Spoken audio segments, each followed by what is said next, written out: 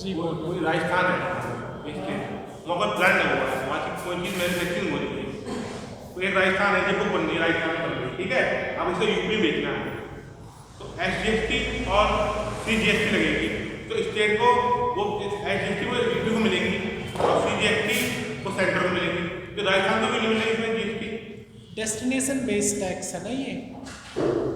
मतलब सब GST actually में क्या है, डेस्टिनेशन बेस्ड टैक्स है, जहाँ पे बिकेगा वहाँ पे टैक्स लगेगा। तो जब जहाँ मैन्युफैक्चरिंग हो रही है उसकी उस स्टेट को फायदा होना चाहिए।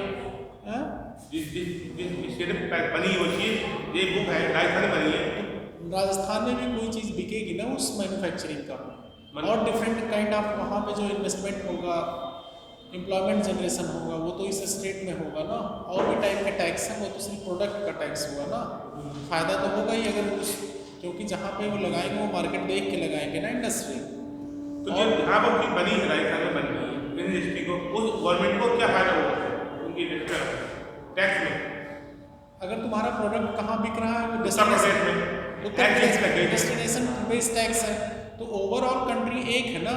टैक्स कलेक्शन अगर जहाँ होगा उसके बाद डिस्ट्रीब्यूशन ये होगा। 18% सेंट्रल GST है, 9% स्टेट को दे देगी और 9% अपने पास देगी। ठीक है, तो अब उसके लिए सेंटर स्टेट को उसके देगी, लिए रहता है प्रोडक्शन बेस्ड टैक्स में और भी चीज़ें टैक्स लगती है। लेकिन 9% में टैक्स आया जो वो सेंटर के राजस्थान को देगा पैसा, 9% टैक्स आया है। वो बाद में जब फाइनेंस कमीशन आता है उसके बेसिस पे क्या होता है, टैक्स का डिवीजन होता है ना, 11% देना पड़ता है। होता है ना, हाँ, उसी के बेसिस पे डिवीजन हो जाता जब पूरा बजट पेश होगा तो है। सबका अपना पैरामीटर डिसाइड है, किस पैरामीटर पे किसको क्या क्या दिया जाएगा, तो इक्वल डिस्ट्रीब्यूशन करना है ना इनकम का, तो इसलिए इनकम डिस्ट्रीब्यूशन होता है। इनको भाई प्रोडक्शन हो रही है, पहले टैक्स मिल जाएगा 9% स्टेट को, स्टेट को पहले 9% टैक्स मिल जाएगा दूसरी स्टेट को, दूसरे स्टेट को जब वहाँ बिक रहा है, सर्विसेज हो रही वहाँ पे ना, और तो वहाँ पर उनके यहाँ के एम्प्लॉई, उनके यहाँ के जो मार्केट बेस है। लेकिन राजस्थान का भी तो अपना कुछ मार्केट बेस होगा, वहाँ पे प्रोडक्ट बिकेगा कि नहीं, वो बिकेगा ना, तभी तो इंडस्ट्री लगाई है, जी, तभी तो लगी है।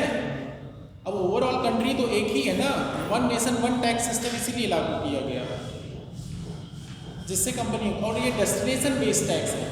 GST में लिखवाया था ना मैंने ये बात, डेस्टिनेशन बेस्ड टैक्स है, जहाँ बिकेगा वहाँ लगेगा। और बाकी इंडस्ट्रियों पे और भी टैक्सेस लगते हैं, ऐसा नहीं सिर्फ प्रोडक्ट पे लगेगा। कॉर्पोरेशन टैक्स, इनकम टैक्स मिलेगा, उसमें जो एम्प्लॉय होंगे वो एम्प्लॉय डायरेक्ट होंगे, टैक्स है, और वो कंपनियां बहुत से प्रोडक्ट फाइनल यूज़ करेगी अपने यहाँ भी, तो वो डायरेक्ट टैक्स है, डायरेक्ट टैक्स लगेगा, और भी चीज़ें सर्विसेज में लगेगी। Income corporation tax. आप लोगों ने वो लिख लिया था,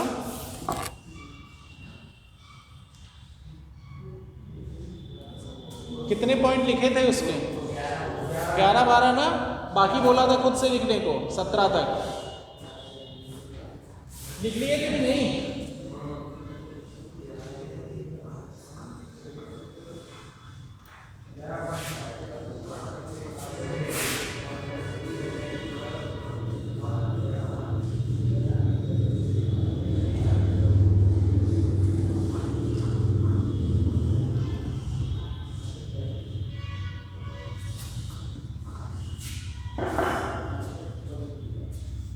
लिख लिए थे ना सारे के लिखाने हैं?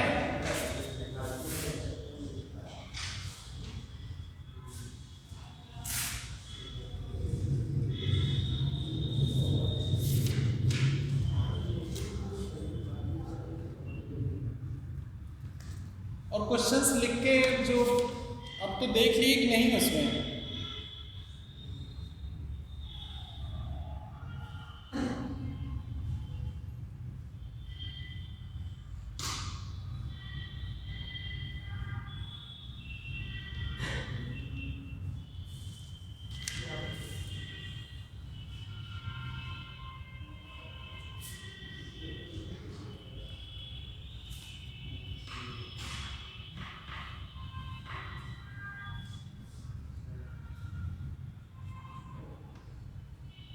GI टैग पे मैंने आप लोगों को पढ़ाया था IPR, उसमें GI टैग भी बोल रहा था, कुछ थोड़ा सा बताया था।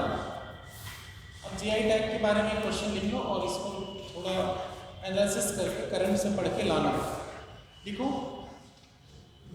Geographical indication, GI tag, geographical indication, GI tag जिसे बोलते हैं, GI tag, geographical indication, GI tag बोलते हो। इस क्वेश्चन को लिख के लाना। इंडिकेशन टैग फॉर एग्रीकल्चर और हॉर्टिकल्चर प्रोडक्ट्स। एग्रीकल्चर और हॉर्टिकल्चर प्रोडक्ट में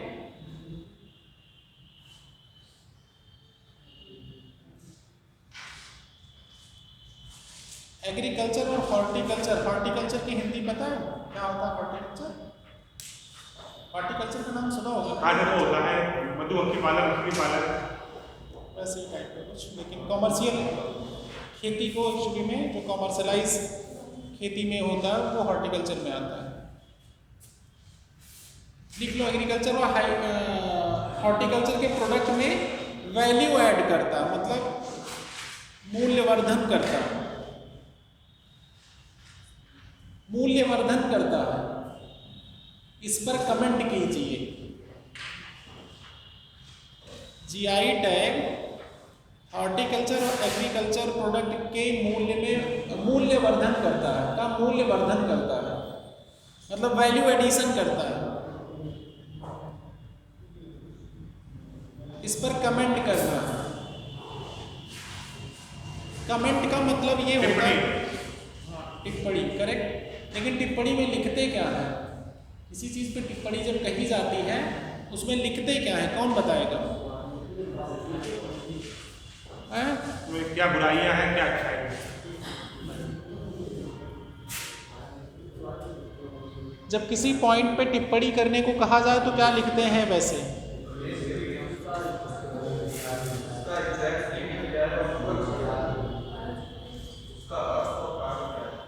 क्या चीज?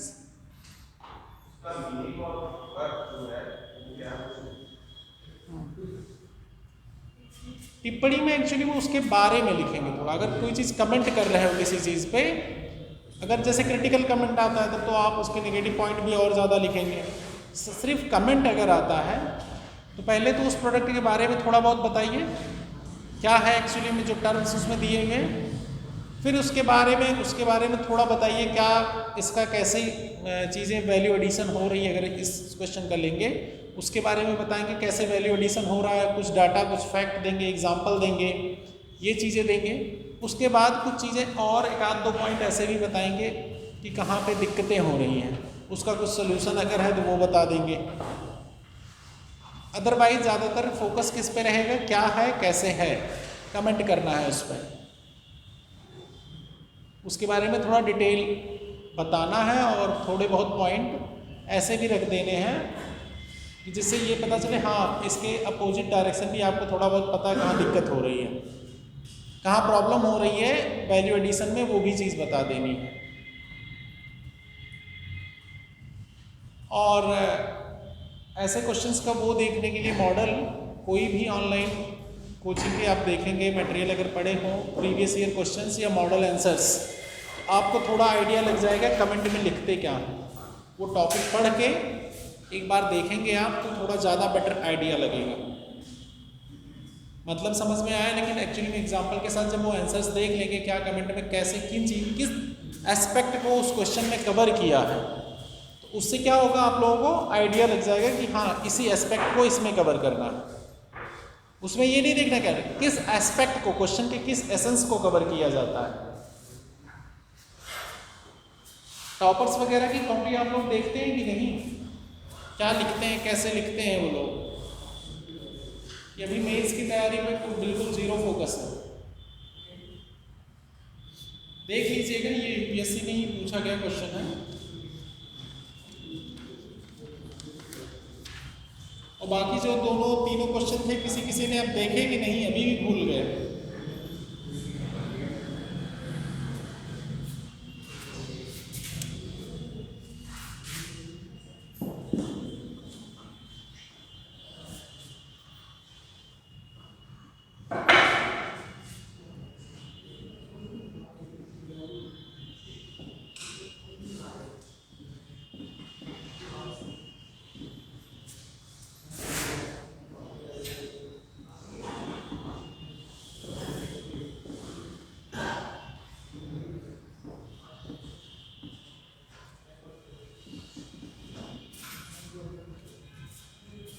आज ये नया चैप्टर स्टार्ट होगा, agriculture and allied sector.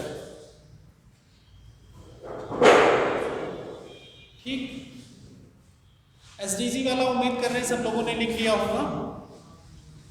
SDG वाले में एक चीज और बची थी, उसमें सारे एसडीजी के जो पॉइंट लिखते हैं ना, उससे रिलेटेड गवर्नमेंट स्कीम चलाती है हर एक स्टेप। जैसे पॉवर्टी को रिमूव करने के लिए क्या क्या स्कीम चलाई हमने आपको बताई थी, कहाँ से लिखने को।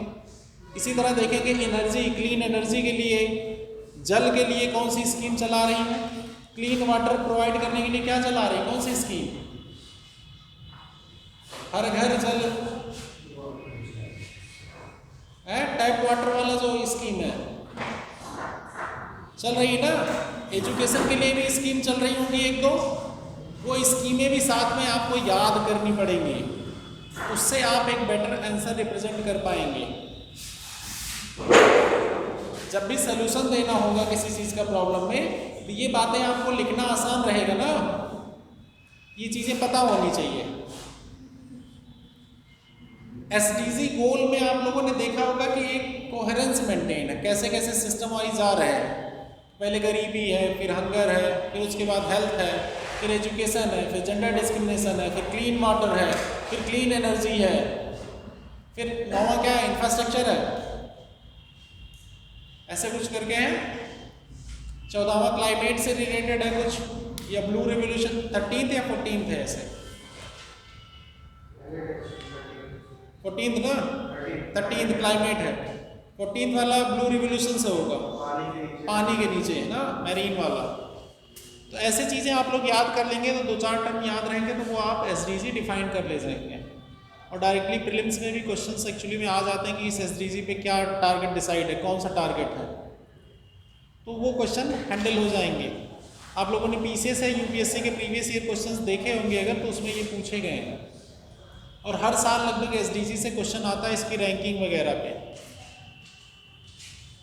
एसडीजी इंडिया में इंडेक्स कौन जारी करता है, नीति आयोग। ठीक, तो उसमें कई श्रेणियां बना रखी है, तो उन श्रेणियों को भी याद करना पड़ता है। तो एसडीजी इसी पे एक्चुअली में एक तरह से देखा जाए तो गरीबी 2030 तक का टारगेट रखा गया है, और उसमें कई पॉइंट हैं वो जो कवर करते हैं। तो किसी भी डेवलपिंग कंट्री के लिए वो बहुत मैटर करता है। इंडिया ने भी अपना लागू किया, अपने समय को धीरे धीरे ले रहा है। अब आते हैं एग्रीकल्चर एंड अलाइड सेक्टर पे। ठीक है,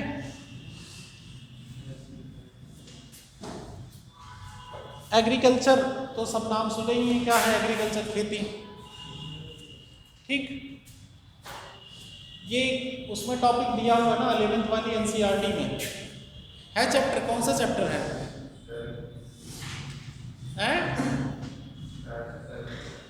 अच्छा, 11th वाली पॉवर्टी वाला किसी ने पढ़ा, गरीबी वाला आइडिया लगा? काफी कुछ रिलेटेड टॉपिक लगे ना, जितने पढ़ाए गए उसमें लगभग चीजें कवर होंगी। और सेकंड थिंग, उससे एक ब्रॉड आइडिया लगा होगा, ब्रॉड पर्सपेक्टिव, और भी आपके डायरेक्शंस और अंडरस्टैंडिंग बढ़ा दिया होगा वो चैप्टर। आप लोगों ने नहीं पढ़ा, किसी ने अस्मित पढ़ा वो चैप्टर? कुछ कुछ पढ़ा, 4-5 पेज तो है यार उसमें। कितना, 1 घंटा 1.5 घंटा भी नहीं लगता यार उसको पढ़ने में। वो मजा आती है पढ़ने में यार, इंटरेस्टिंग लगता है। चैप्टर इंटरेस्टिंग नहीं है यार, जिसने जिसने पढ़ा ये बताओ। गरीबी वाला इंटरेस्टिंग है ना, वो तो आपके समाज से रिलेटेड है यार, जो चीज़ें अगल बगल हैपन हो रही है। इकोनॉमी के जितने भी टॉपिक हैं सब आप देखेंगे आपके अगल बगल घट रही हैं घटनाएं डेली लाइफ में। अब वो बकवास वाली नहीं मैं कह रहा हूँ, बकर वाली जो छोटी छोटी बातों की टेंशन आप लोगों को होती है, उन सबके लिए रिलेटेड नहीं। लेकिन ये है कि जो ब्रॉड प्रोस्पेक्टिव इकोनॉमी के होते हैं, जो जनरली आपके अगल बगल एम्प्लॉयमेंट समस्या क्या है, बैंकों की क्या समस्या है, सरकार क्या कर रही है उस पर, ये सब क्वेश्चन हर चौराहे पर डिस्कशन होता है, लेकिन किसी को कुछ पता नहीं होता। किसी से अगर पूछ लो कि भाई बैंक को कौन रेगुलेट करता है, तुमको भी नहीं पता होगा। और बातें इतनी बड़ी बड़ी ऐसे ऐसे शब्द यूज़ करेंगे जिसका कोई गरीबी बोलते हैं, गरीबी की डेफिनेशन पूछ लो, नहीं पता होगी। गरीब गरीब सब कहते हैं, गरीब की परिभाषा पता होती है? नहीं पता होती है।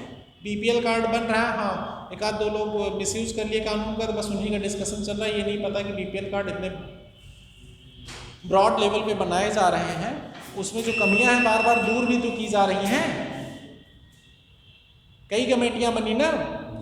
पोस्ट इंडिपेंडेंस में सबसे पहली कमेटी कौन सी बनी थी जो ऑफिशियल मानी जाए?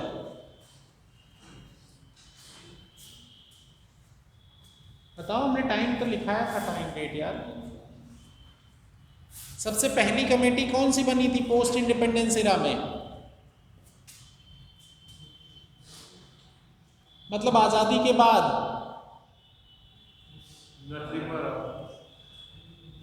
नरसिम्हा राव कह रहे हैं। नरसिम्हा राव कोई कमेटी थी आज तक? हाँ, YKL कब बनी थी? करेक्ट, ये ऑफिशियल वाली कमेटी थी सबसे पहले। इसके पहले भी दो कमेटियां बनी थी, दो ग्रुप बने थे। एक 1971 में NK राथ, एन राथ वाली कमेटी है ना, दो लोग हैं उसमें, एक एन राथ है और दूसरा दांडेकर है ना। और उसके पहले 1962 में एक कमेटी बनी थी वर्किंग ग्रुप करके, यही थी ना वर्किंग ग्रुप, जिसपे किसी मेडिकल काउंसिल के रिपोर्ट के बेसिस पे बनाई गई, उसमें रिकमेंडेशन था। YKL के बाद कौन सी कमेटी कब बनी? अगली कमेटी? तुम क्यों नहीं बोल रहे अरुण? हैं? YKL नहीं पढ़ी यार? तुमने 1977 बोला था, तुम कह रहे हो तुम पढ़े नहीं। क्या नहीं पढ़ी? क्लास में तो पढ़ाया था ना मैंने, तुम थे उस दिन। मैंने 1979 बोला था, तुम 77 बोल रहे थे, मुझे याद है। अरे तुम यार, रिकॉर्डिंग दिखाना पड़ेगा। तुमने 77 बोला था उस दिन, मुझे याद है।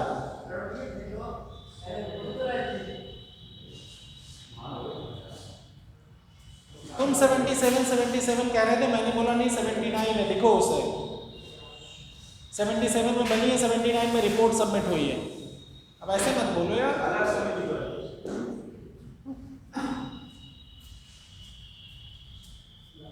थे कि नहीं है? थे ना? सारी कमेटियों में तुम थे, कंटिन्यूअस क्लास कर रहे हो। बहानेबाजी नहीं आ रहा है तो सिर्फ क्लास में नहीं थे।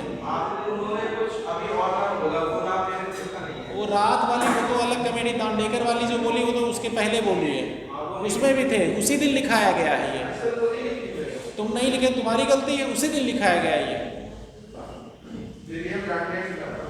तब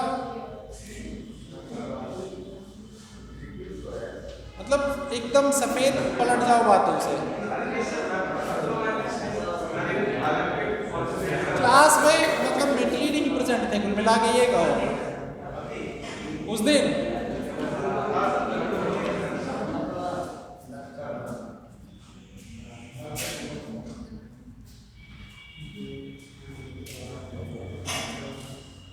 ठीक है, आते हैं एग्रीकल्चर पे। देखो एग्रीकल्चर सेक्टर में क्या है, कुछ फैक्ट है।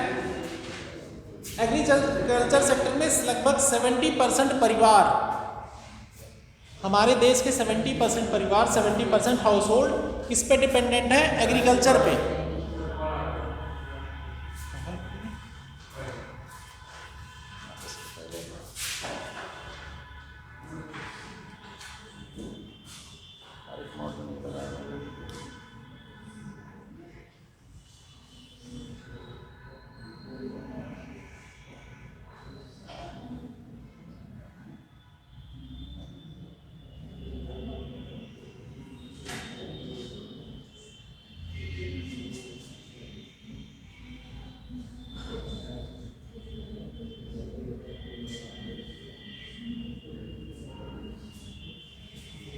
वीडियो बंद तो नहीं हुआ था ना कॉल से, वीडियो कंटिन्यू है, ठीक है।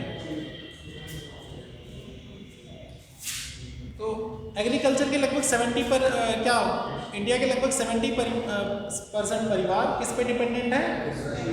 एग्रीकल्चर पे। तो इससे क्या है, ओवरबर्डन है अपनी ये एग्रीकल्चर सेक्टर।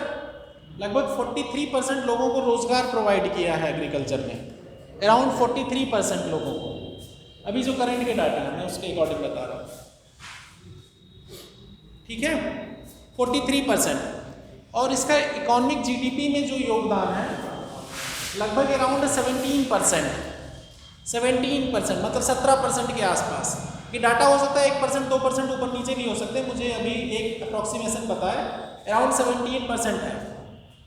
इसको हर इकोनॉमिक सर्वे में एक्चुअली कुछ डाटा ऊपर नीचे होते हैं, तो उसको आप लोग देख लीजिएगा। अब जब इकोनॉमिक सर्वे आने वाला होगा जनवरी में, कब आता है इकोनॉमिक सर्वे? क्या फरवरी में आता है? हमारे पास अवेलेबल फरवरी तक होगा, उसी दिन होता है जिस दिन बजट पे, जिस दिन वो इकोनॉमिक सर्वे पेश होता है। ऑनलाइन मिल जाएगा, अगर पब्लिक डोमेन में आ गया मतलब आप नहीं रिसीव कर रहे हैं तो आपकी गलती है, सिंपल सी बात, उसी दिन आ जाता है बस। ये 31 को आ जाता है, फर्स्ट को बजट रिप्रेजेंट होता है ना इस समय, 1 फरवरी को बजट के एक दिन पहले आता है इकोनॉमिक सर्वे।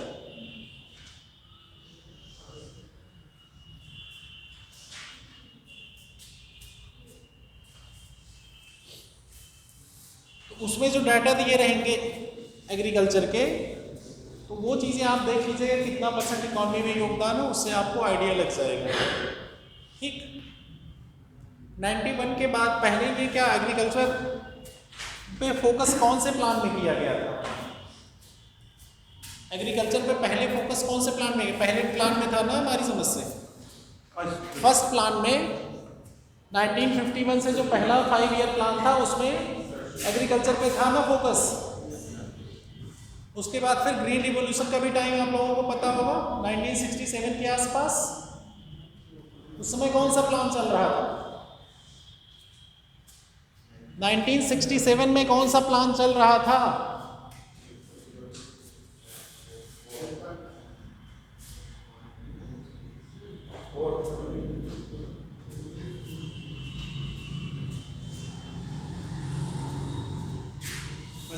आगे दूसरा तीसरा तुम्हारी आंखों में क्या हुआ? तुम्हारी आंखों में क्या हुआ? पानी क्यों है?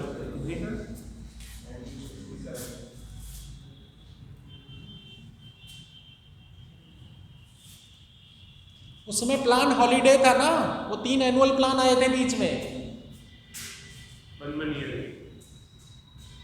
क्यों भूल रहे हो आप लोग ये सब बातें? ये सब बातें मैंने 2-3 बार क्लासों में रिपीट की है, बार बार पूछा हुआ है। आया था ना, याद आया कुछ? 1965 के वार के बाद चालू हुआ था ना ये प्लान, बीच में कुछ गैप था, कुछ 3 एनुअल प्लान आए थे, उसके बाद 1969 से अगला चौथा प्लान लागू हुआ था। ध्यान आया? ठीक है। तो उसमें एक्चुअली में ग्रीन रिवॉल्यूशन से इसकी प्रोडक्टिविटी बढ़ाने की कोशिश की गई और कई टेक्नोलॉजियां यूज हुई एग्रीकल्चर सेक्टर में। और एलाइड सेक्टर में ये है, एलाइड सेक्टर में क्या ऐड करते हैं हम लोग? एलाइड में जैसे पशुपालन हो गया, मिक्स्ड फार्मिंग जिसे कहते हैं, उस तरह की चीज़ें। ब्लू रेवोल्यूशन जो आता है, एग्रीकल्चर रिलेटेड जो इंडस्ट्री जैसे हॉर्टिकल्चर इंक्लूड कर दिया गया, कॉमर्शलाइजेशन,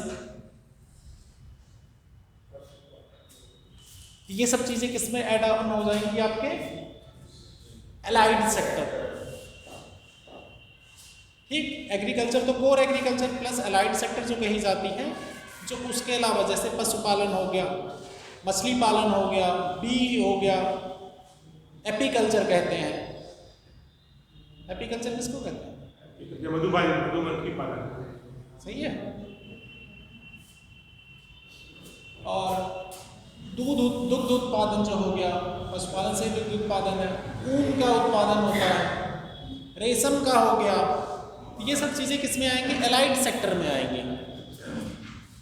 मधुमक्खी पालन से क्या फायदा होता है? शहद प्राप्त होता है, शहद। प्राकृतिक को कंट्रोल रखती है। क्या प्राकृतिक जो प्राकृतिक साधन है वो ये बना रखती है संतुलन को। गुड।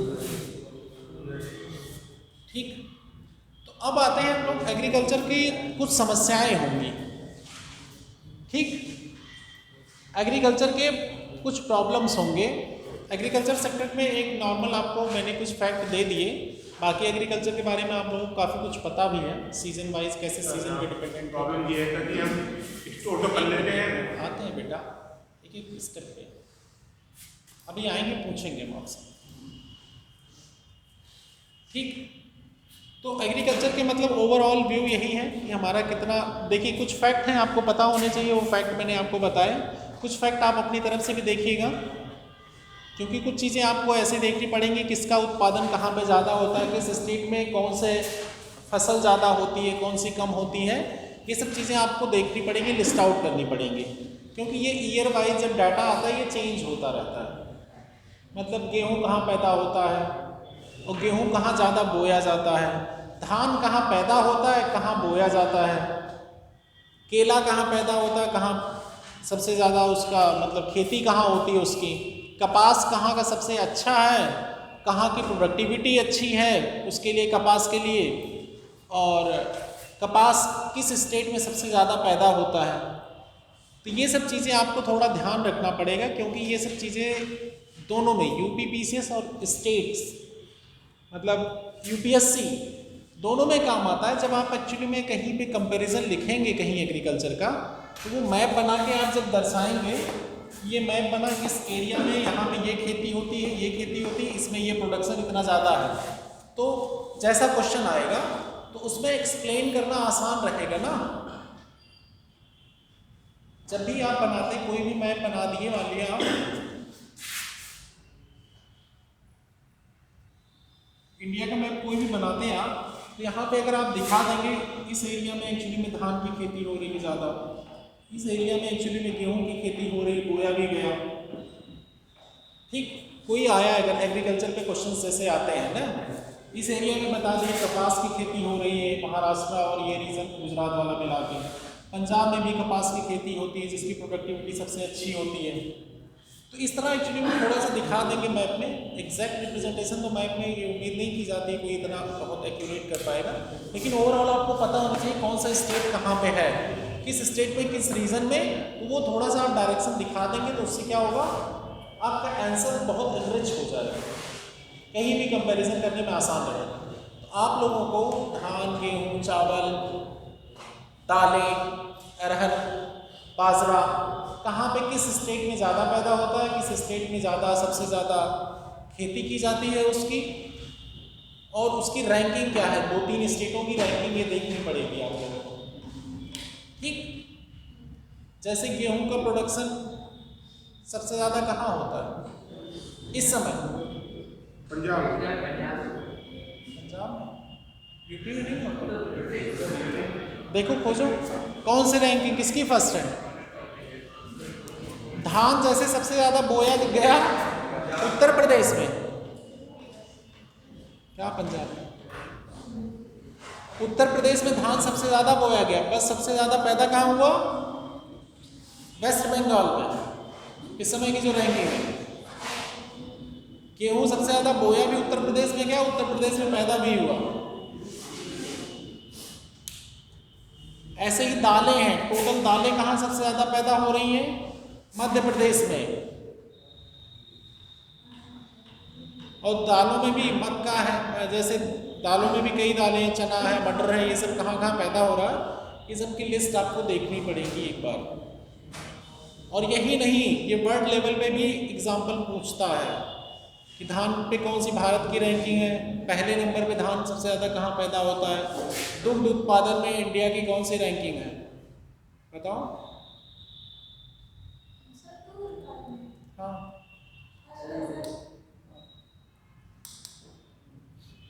ऐसे दालों के उत्पादन में भी हम फर्स्ट पे हैं और सबसे ज़्यादा उपभोग भी करते हैं, तो इसीलिए इंपोर्ट करना पड़ता है हमको। तो एग्रीकल्चर में एक्चुअली में कभी भी आप दिखाइए तो मैप बना लिया करिए।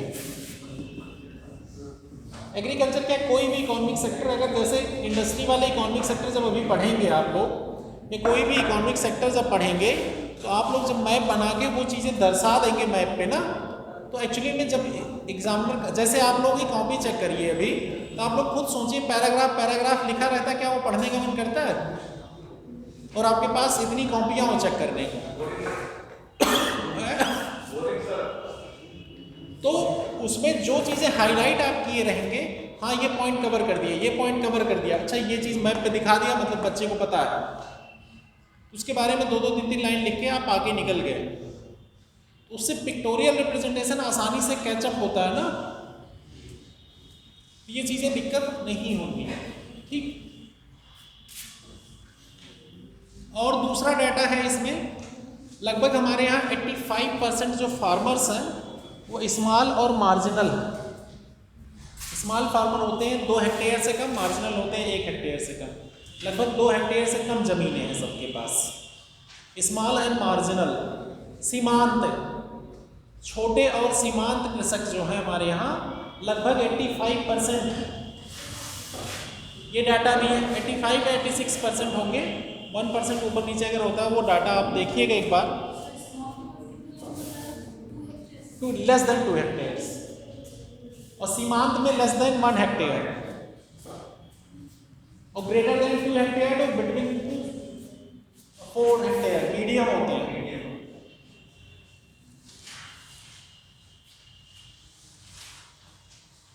ये भी पूछ लेते हैं, ये जो लिमिट लिखा रहे हैं ये भी पूछ लेते हैं।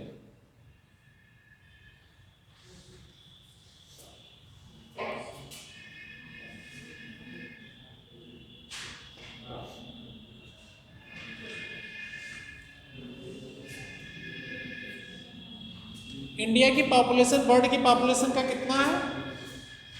17.5% लगभग, और इंडिया के पास लैंड कितनी है? 2.4%। कितनी है? ज्योग्राफी में पढ़े होंगे ये डाटा। वर्ल्ड का 2.4% 2.5% या 2.4% के आसपास लैंड होल्डिंग है। 17.5% तो पॉपुलेशन है टोटल वर्ल्ड के पॉपुलेशन का, जबकि 2.4 या 2.5% एक्चुअली में लैंड है, तो अपेक्षाकृत बहुत कम है। खेती के इस हिसाब से खेती के लिए तो और कम हो जाएंगी।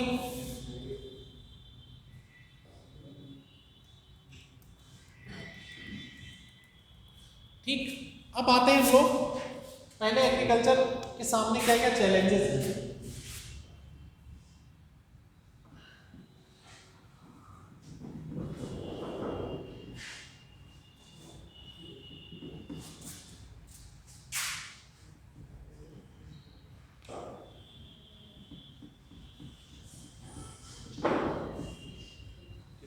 मतलब प्रॉब्लम, ठीक है, क्या क्या समस्याएं हैं, क्या क्या चैलेंजेस हैं, कौन बताएगा?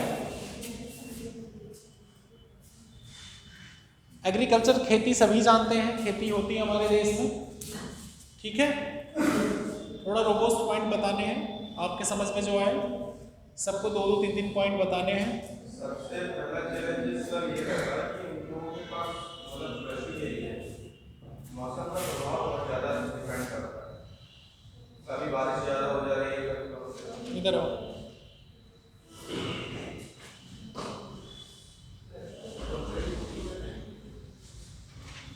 पॉइंट अपने लिखो, एक्सप्लेन बाद में एक्सप्लेनेशन मांगेंगे वो पॉइंट के कैसे, यहीं पे एरो बना के लिखो ना। चैलेंजेस मतलब समस्याएं, क्या समस्याएं हैं, क्या मतलब चुनौतियां हैं, एग्रीकल्चर सेक्टर के सामने क्या क्या चुनौतियां हैं उसमें।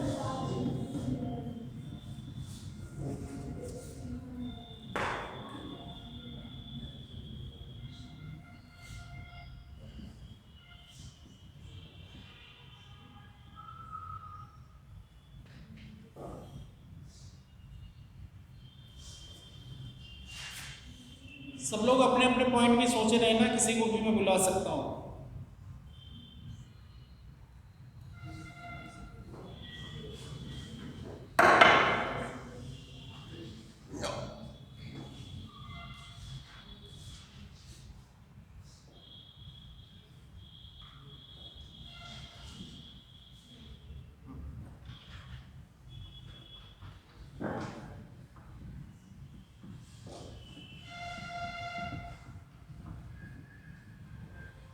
सिंचाई लिख देते।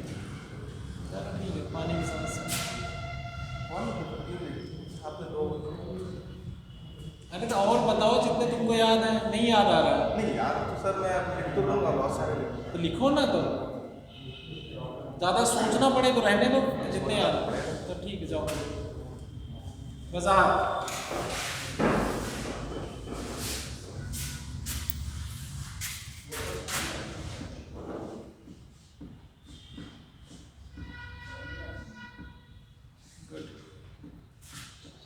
भंडारण भंडारण प्रभाव, ठीक है चलो जो लिखो लिखो तुम।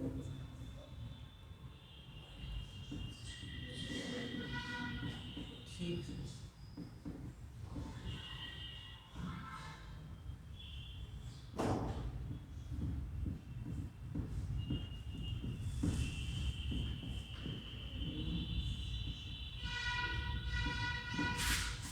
और तीन ही याद याद है, जो लिखो ना। फिर सोचना पड़े तो रहने दो।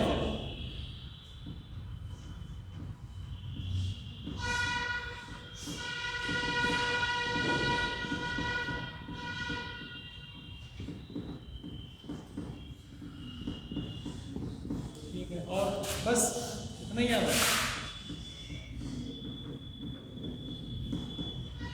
अन्य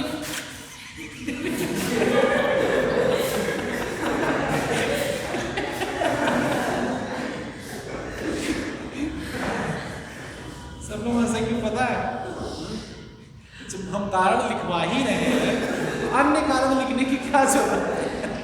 वो भी एक कारण है क्या? तो कौन से अन्य कारण है? इसलिए तो पूछ रहे हैं। ई मंडी, ये सब लिखना चाहिए ना। ई मंडी हो गई। ठीक है, पॉइंट लिखे। अगला सीरी तुलसी।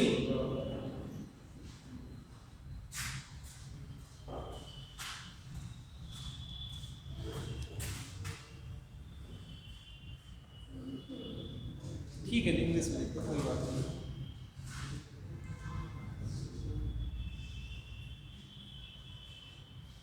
गुड।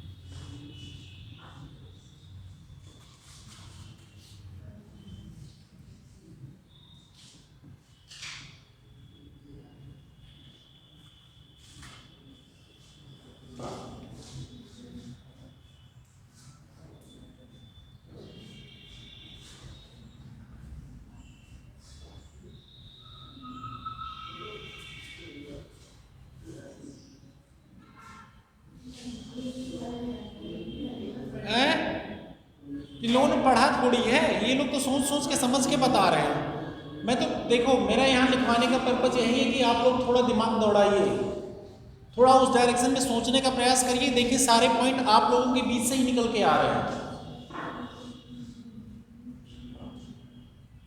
मैं ये रिलेट करवा रहा हूँ कि कैसे इकॉनमी आपसे रिलेटेड ही है, कहीं बाहर से नहीं है। अदरवाइज हम पॉइंट अब तक लिखवा दिए होते, सारे पॉइंट एक तरफ से। बहुत अच्छे अच्छे पॉइंट सब लोगों ने लिखे हैं। इनका मेन मार्केट की तरफ फोकस था, उनका भी कुछ उधर फोकस था एक्चुअली में, तकनीक और टेक्नोलॉजी में। ठीक, कोई बात नहीं बेटा। देखो इसने भी अच्छे अच्छे पॉइंट लिखे हैं। High lack of high yield variety, मतलब जो बीज का प्रकार होता है वो अच्छे वैरायटी का ना उपलब्ध होना। Lack of better storage and grading facility, grading facility ठीक है, स्टोरेज तो इन्होंने लिख दिया था। भंडारण प्रभाव, इरिगेशन फैसिलिटीज एक्चुअली में इन्होंने टर्म अच्छा यूज किया, इन्होंने लिखा था पानी की समस्या, वही है सेम सिंचाई वाला। और डिवाइड लैंड ऑफ फार्मर्स, ये नया टॉप पॉइंट लिखा है इन्होंने, अच्छा पॉइंट लिखा है। फ्रेगमेंटेशन ऑफ लैंड, मतलब लैंड का छोटे छोटे टुकड़ों में बंटना। समय लिख तो दिया, सरकारी नीति का ना पता होना। तो हाँ, तो तुम्हारा बता रहा है। हाँ पता है, अभी एक एक लोगों का पॉइंट पढ़ेंगे ना। उसके बाद देखो use of disease and pest resistant varieties, ठीक है, बीमारियों की वजह से फसलें काफ़ी नुकसान होता है, ये भी बहुत अच्छा पॉइंट है। उसके बाद ये देखो इनका मंडी प्रभाव आया मार्केट वाले पे, मार्केट की अवेलेबिलिटी ना होना, प्रॉपर मंडी का यूटिलाइजेशन ना होने से क्या होता है, प्रोडक्ट वेस्ट हो जाता है। APMC एक्ट इसके लिए आया था।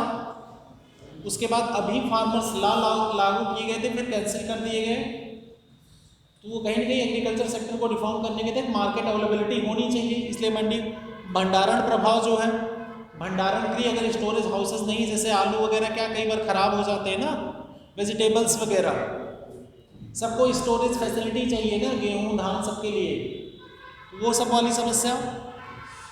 मृदा परीक्षण वाला प्रभाव इन्होंने लिखा है, ठीक है, सॉइल का एक्चुअली में टेस्टिंग होते रहना चाहिए, जिससे हमें ये पता चले कौन सा न्यूट्रिएंट कमी है, कौन सा न्यूट्रिएंट नहीं है सॉइल में, उसके अकॉर्डिंग हम क्या करेंगे, फर्टिलाइजर्स के यूज़ करेंगे, ठीक।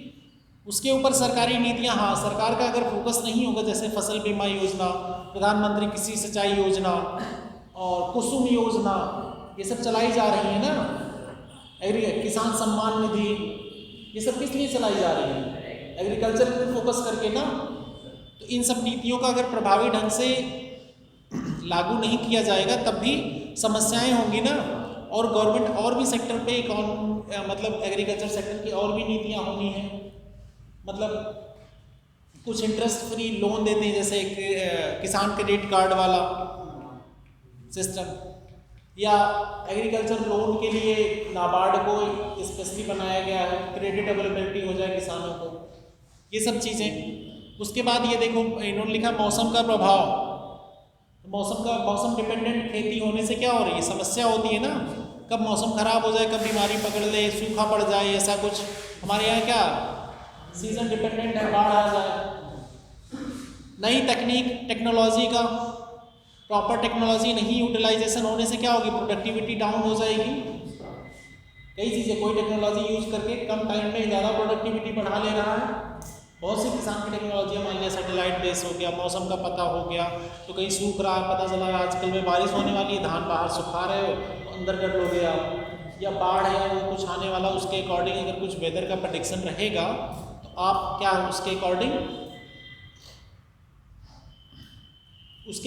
आप अपने फसल की बुवाई करेंगे, जुताई करेंगे। और दूसरा, मिट्टी का परीक्षण हो सकेगा टेक्नोलॉजी होने पे, समय पे आपको इन्फॉर्मेशन, नई इन्फॉर्मेशन, जो आपके तक इन्फॉर्मेशन, किसान कॉल सेंटर, किसान विज्ञान केंद्र खुलते हैं, इन सबसे आपको इन्फॉर्मेशन मिलेगी ना, कहीं कौन सी टेक्नोलॉजी, कौन सा पेस्ट, कौन सा फर्टिलाइजर यूज़ करना है। धान की कटाई के लिए डिफरेंट काइंड ऑफ मशीनें आ गई हैं अब, उससे कम टाइम में ज़्यादा अच्छे से साफ़ सफाई और चीज़ें हो जाती हैं, इसलिए ये सब टेक्नोलॉजियाँ एक्सेसिबल होनी चाहिए। पानी की समस्या भाई इरीगेशन वाली है। इरीगेशन कितने टाइप के हैं अपने यहाँ, एक कैनाल इरीगेशन है, ट्यूबवेल सिस्टम पता ही है, कुआं है, तालाब है, ये सब के थ्रू सबसे ज़्यादा अपने यूपी में कौन सा सिस्टम यूज़ हो रहा है, ट्यूबवेल। सेकेंड नंबर पे कैनाल, नहर। हाँ, बिजली की समस्या भी हो सकती है, बिजली अगर नहीं प्रोवाइडेड है तो ट्यूबवेल चलेगी नहीं। अरे तो सबको नहीं मिल पाया ना, अभी कुछ लिमिटेड एक्सेस है, तो बिजली वो भी है ना, एक बिजली की समस्या को रिजॉल्व करने के लिए ना वो बताया सरकार काम कर रही है। हाँ, काम कर रहे हैं।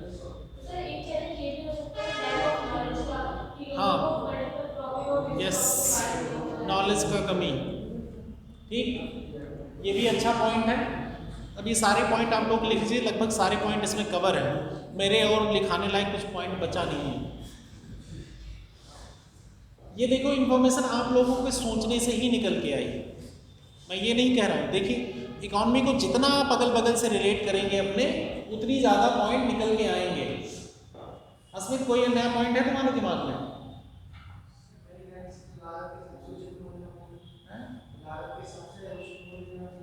बस यही सही बात है। भूमिका कम होना लिखा दिया है, किसी ने लिखा है भूमिका। हाँ, land of farmer, divided land of farmer, भूमि के बारे में लिखा है। लागत का कम, एक्चुअली में लागत का ज़्यादा लगना और उसके हिसाब से उन्हें मूल्य ना मिलना, इससे क्या करेगा, डिस्करेज करेगा फार्मर्स को, करेगा ना डिस्करेज। आपको अगर प्रॉपर वे में हार्वेस्ट करने के बाद प्रॉपर मूल्य नहीं मिल रहा मार्केट का, तब भी तो आप वो फसल उगाएंगे क्या? नहीं उगाएंगे ना। इसलिए ये पॉइंट भी लिखना ज़रूरी है। अब ये पॉइंट चैलेंजेस में लिखते जाइए एक एक पॉइंट करके। पहला लिखिए, या तो ऐसे ही सर्किल बनाओ, ऐसे लिख लो, उसके बाद किताब से जैसे दिया रहता है किताब से नोट से पढ़ने के लिए लिखें, और इस तरह आपको पता भी रहेगा। ठीक है। अब तो काफ़ी पॉइंट आप लोगों को याद भी हो गए होंगे सिस्टमेटिक ढंग से।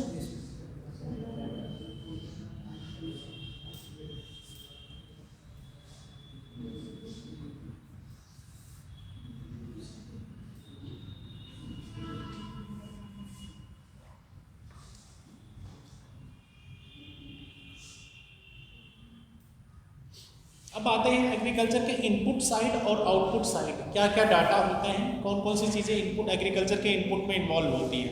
ये चैलेंजेस हो गए एक एक चीज़ों के। देखिए लगभग नॉर्मल चीज़ें बता दी, इसका क्या क्या है, ये चैलेंजेस हो गए। अब इस पे ही सारे आगे चीज़ें सोल्यूशन पढ़ते जाएंगे, क्या क्या सरकार की क्या क्या चीज़ें हो रही हैं। एक ओवरऑल आपको एग्रीकल्चर की प्रॉब्लम्स पता चल चुकी है, क्या क्या प्रॉब्लम्स हैं सामने। ठीक, अब आगे हम लोग क्या पढ़ते जाएंगे इसी में। एग्रीकल्चर और एलाइड सेक्टर के अगर चैलेंजेस देखते तो इसमें पशुओं के भी रिलेटेड लिख सकते थे। ठीक है, लेकिन अभी पशु वाला एलाइड सेक्टर आगे भी बताएंगे तो उसमें भी चैलेंजेस आएंगे, तो उसको देखेंगे क्या क्या चीज़ें वहाँ पे समस्याएं हैं। उसमें देखेंगे ब्लू रिवोल्यूशन क्या है, ऑपरेशन फ्लड क्या है, ये सब चीज़ें कवर करेंगे। अब ये सब चैलेंजेस के सोल्यूशन अभी धीरे धीरे बताते रहेंगे बीच बीच में। अब आते हैं एग्रीकल्चर के इनपुट साइड में क्या क्या डाटा लगता है और आउटपुट क्या क्या निकलता है। दो पार्ट में डिवाइड करो, एग्रीकल्चर लिखो, उसके नीचे लिखो इनपुट, एक कॉलम बनाओ, एक का आउटपुट कॉलम बनाओ।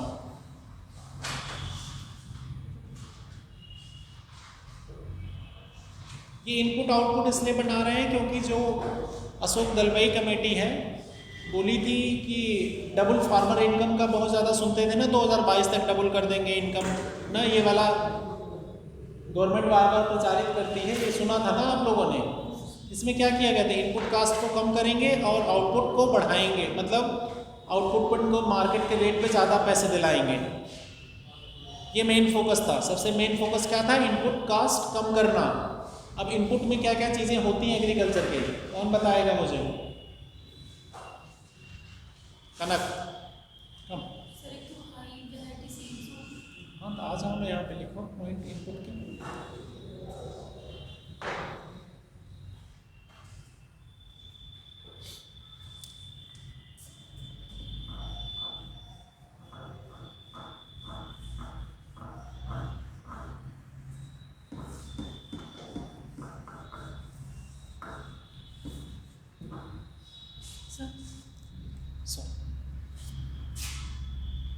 इनपुट पहले लिस्ट डाल दो या सर्कल बना दो।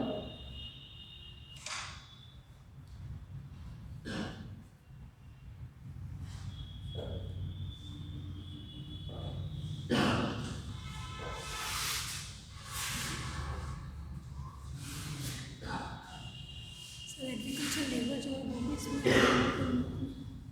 हाँ लिख सकते हैं, हाँ हाँ।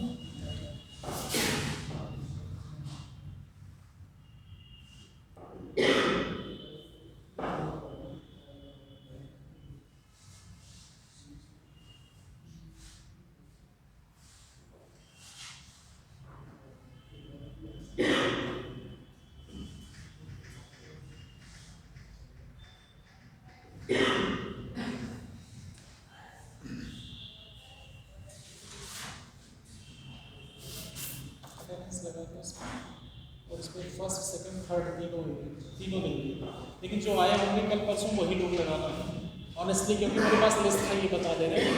क्रॉस चेकिंग में ऐसा ना हो कि जो लोग ना आए हों उस दिन वो भी लगा दिए। ठीक है, जिसकी लगी है लगी, पहले दूसरा तीसरा सुबह वाली 1 2 3 तारीख, तीनों तारीख सुबह वाली तीनों तारीख फिल हो जाएगी, फिलअप कर देना 1 2 3। क्या क्या लिखा, इरिगेशन ठीक है, ठीक।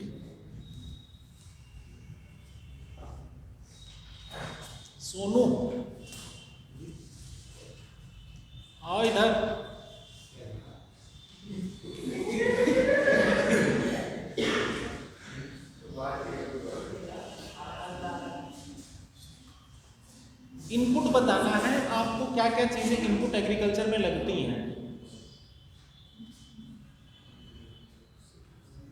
नहीं याद आ रहा कोई पॉइंट?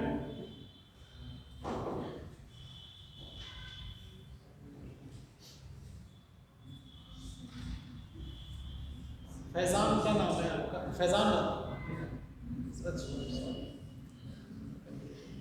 आओ आप ही, आपका नाम मैं भूल गया, क्या नाम है? संदीप सर, आ जाइए। प्रमोद, कुछ पॉइंट आपको याद है एक्स्ट्रा इससे? अस्मित, हाँ 3 तारीख, 1 2 3 तीनों, जिस दिन आप आए हो उस दिन का लगाना, मॉर्निंग वाले सुबह।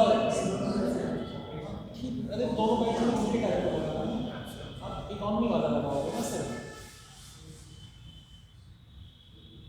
अस्मित, पॉइंट बताओ।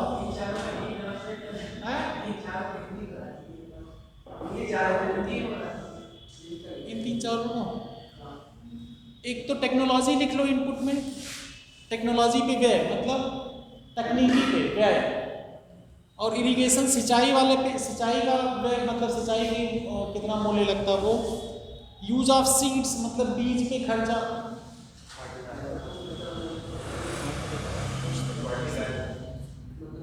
अगला है एग्रीकल्चर लेबर कास्ट मतलब लेबर, समझ ही नहीं हो कौन सा लेबर, वर्कर मजदूर। अगला पॉइंट बताओ कोई, हाँ बताओ। इनपुट इनपुट इनपुट इनपुट बताना है एग्रीकल्चर में, इनपुट क्या क्या लगता है, ये कार्ड और नहीं बताने हैं आप। फर्टिलाइजर लगती है, हाँ तो इनपुट बताओ, तो वही तो बोल रहे हैं लिखने को यार, वही मैंने और फर्टिलाइजर सरकार की नीति कृषि लोन इनपुट दिया जाता है। यस, सरकारी नीति है सर, एक सब्सिडी हो गई, उसमें छूट दी जाती है मेरी योजना द्वारा। एक है पॉइंट लैंड भी तो होगी इनपुट, लैंड।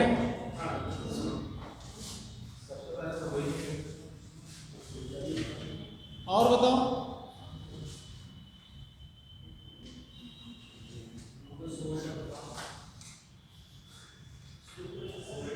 सूर्य का प्रकाश पैसा देते हो क्या उसके लिए? मैंने इनपुट लिए ना, इनपुट सूर्य प्रकाश भी होगा, ऑक्सीजन। देखो ये सब इकॉनमी पढ़ रहे हैं, तो इस पे पैसे लगते हैं उसकी बात करो। इकॉनमी के अंदर एग्रीकल्चर पढ़ रहे हो, इन्वायरमेंट के अंदर नहीं। टेक्नोलॉजी तो यूज कर दिया एक्सपेंडिचर में, सब मशीन आ गई उसमें। इंश्योरेंस हो गया, क्रेडिट इन्होंने बताया ही, बस इतने ही पॉइंट है और कोई बहुत ज़्यादा मेन पॉइंट नहीं है ये इनको। सुरक्षा की गारंटी, इंश्योरेंस तो बोल दिया ना।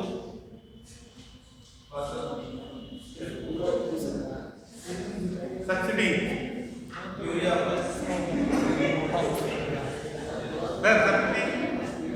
सब्सिडी यार कितनी जगहों पे वही चीज़ें बार बार बोलोगे, सब्सिडी फार्म तुम देते हो क्या? सब्सिडी तो सरकार देती है। तुम्हारी तरफ से इनपुट में क्या क्या चीज़ें लगती हैं एग्रीकल्चर भी वो बताना है। पेट्रोल, डीजल, ईंधन में आ गया सब कुछ, एनर्जी में। अब आते हैं इसके आउटपुट क्या क्या होते हैं, लिस्ट आउट कर लीजिए ये सब चीज़ें। इनपुट कर लिए, आउटपुट लिख लो। आउटपुट में इन चीज़ों को मैनेज करना होगा, मतलब सेलिंग और आउटपुट कहाँ पे देखो ये दोनों जो पॉइंट बता रहे हैं, इनपुट और आउटपुट जो निकल रहा है एग्रीकल्चर से, इन्हीं दोनों को मैनेज करके क्या किया जाएगा, किसानों की इनकम बढ़ाई जा सकती है ना। किसानों की इनकम कैसे बढ़ेगी? इनपुट कॉस्ट को कम किया जाए, आउटपुट को बढ़ाया जाए, आउटपुट को बढ़ाया जाए, प्रोडक्टिविटी बढ़ाई जाए, इन्हीं दोनों पे फोकस होगा ना। इसीलिए मैंने इनपुट के पॉइंट बता दिए। अब आउटपुट के पॉइंट क्या क्या हैं ये देख लो। एग्रीकल्चर मार्केटिंग हो गई, एक पॉइंट उसमें एग्रीकल्चर मार्केटिंग हो गई। एग्रीकल्चर एक्सपोर्ट हो गया, ये आउटपुट के अंदर है। 2 टेबल बनवाए ना, एक इनपुट का बनवाए एक आउटपुट का ना। अरे इसमें लिखे नहीं है लेकिन बनवाए तो पहले वही बनवाए ना, इनपुट आउटपुट का table. Agriculture export,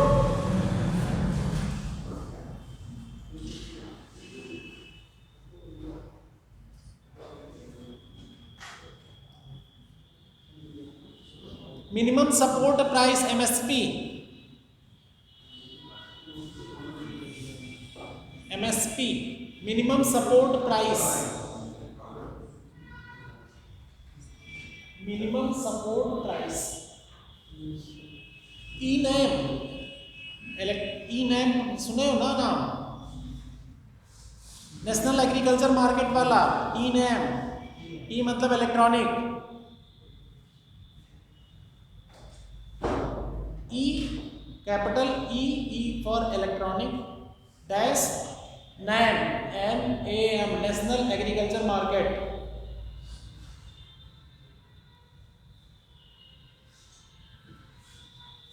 various agriculture related scheme, ये भी आउटपुट को बढ़ाएंगे ना। किसान सम्मान निधि, सब्सिडी, ये सब जो दी जाती है इससे क्या होगा, आउटपुट बढ़ेगा ना। ये सब आउटपुट पे फोकस करती हैं। फूड इन्फ्लेशन,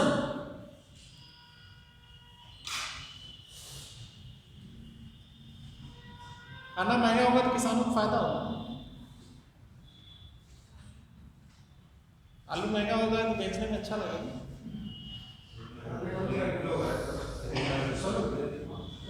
सब्जी महंगी हो जाए।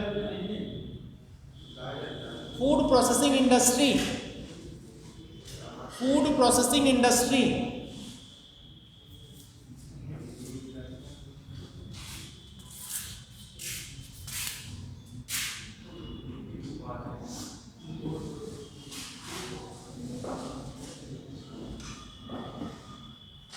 सारा एग्रीकल्चर का एक्चुअली जो इकोनॉमी होगा इन्हीं दोनों पे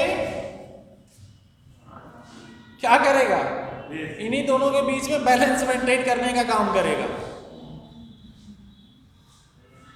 बहुत ज्यादा आउटपुट बढ़ जाना है, बहुत ज्यादा इन्फ्लेशन हो जाना भी कोई दिक्कत है।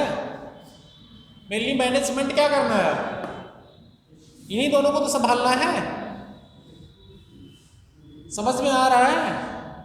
अब कोई भी एग्रीकल्चर जो भी, चाहे स्कीम लाओ या रिफॉर्म करो, कुछ भी करो, क्या करोगे, या तो इनपुट कास्ट घटाओगे या आउटपुट बढ़ाओगे। इनपुट कास्ट में आ जाएगा इंश्योर कर दो, अच्छा नुकसान ना होने पाए। फर्टिलाइजर कौन सा यूज हो रहा है उसका जुडिशियस यूज करवाएं, ये चीज तो करोगे ना। एग्रीकल्चर इकोनॉमी समझ में आ गई ना? कुछ है नहीं, बहुत आसान है। टफ लग रहा है क्या एग्रीकल्चर की इकोनॉमी? टफ लग रही है क्या कोई चीज समझने में? ये सब आपसे ही रिलेटेड है। और क्या मैनेज करना, सिर्फ इनपुट आउटपुट, बस 2 टर्म पे। अब इसी पे सारी स्कीमें अभी ढेर सारी आएंगी, सब इसी से निकल के आएगा। कहीं पे इनपुट को मैनेज करने के लिए किया जा रहा है तो कहीं पे सुविधाएं प्रोवाइड करने आउटपुट। अब मंडी व्यवस्था है, APMC जो आ रहा है, या स्टोरेज सिस्टम क्या है, वो सब आउटपुट सिस्टम के लिए ना। FCI आएगा, MSP आया कि आपको अच्छा दाम दिया जाए, तो आप क्या करेंगे, उत्पादन बढ़ा देंगे। अगर धान गेहूं के अलावा गन्ने से भी अगर आपको फायदा हो, सरसों से भी फायदा हो, अच्छा दाम मिले, और पहले MSP पहले अनाउंस किया जाता, बोने से जस्ट पहले, बुआई से जस्ट पहले अनाउंस किया जाता है MSP, तो उसमें क्या होगा, आपको पता चल जाएगा अगर इतना 1000 रुपये क्विंटल हमें मिलेगा तो आप क्या करेंगे, उससे ज़्यादा बोएंगे। और सरकार उस पर इरिगेशन, बिजली फ्री दे रही है किसानों को, मतलब मीटर तो नहीं लगे किसानों के, उस पर कोई टैक्स भी नहीं लगा रही उसके उत्पादन पे। एग्रीकल्चर टैक्स देना पड़ता है क्या? नहीं देना पड़ता। और इवन ट्यूबवेल लगवा रहे हैं, उसमें मीटर भी नहीं लगे ज़्यादातर जगहों में। और कुसुम पे सब्सिडी दे रही है, फर्टिलाइजर पे सब्सिडी दे रही है। क्या ट्यूबवेल में लगे हैं कहीं कहीं, उसमें कई स्कीमें चल रही हैं, अब धीरे धीरे लग रहे हैं। कुछ जगहों पे लगे, कुछ लिमिट होगा उसका, लेकिन वहाँ भी सब्सिडी बहुत कम रेट पे है। जितना रेट होता है 2 रुपये पर यूनिट है, उसमें सब्सिडाइज होगा रेट। ठीक है। और सिंचाई के अन्य साधन जैसे कैनाल अवेलेबल करा रही है, कैनाल बनवाती है ना, तो इनपुट कॉस्ट कम होता है। इंश्योरेंस सेक्टर में फसल बीमा योजना इन्होंने लागू कर दिया कि मतलब आपदा या इन सब चीज़ों से अगर आपको कुछ नुकसान होता है, किसान कॉल सेंटर खोल दिया, ये सब चीज़ें किया ना सरकार ने, कर रही है ना। उन सब चीज़ों को क्या फोकस, उसको क्या करना है, उसको इसी पे फोकस करना है कुल मिला के, इनपुट कॉस्ट किसी तरह कम हो। और यहाँ पे अगर इनपुट में नॉलेज भी ऐड कर सकते थे ना, कि अगर नॉलेज बढ़ जाएगा बेस, तो लोग रीजनेबल चीज़ें फसलें उगाएंगे। वरना क्या है, एक ढर्रे पे चलते हैं कि भाई यही सब बो रहे हैं तो यही हम भी बोएंगे। मार्केट के बेस पे एक्चुअली उनके पास इंफॉर्मेशन नहीं होती, तो उनका क्या होता है कि जो अगल बगल की इंफॉर्मेशन उसी के बेसिस पे उनकी खेती होती रहती है।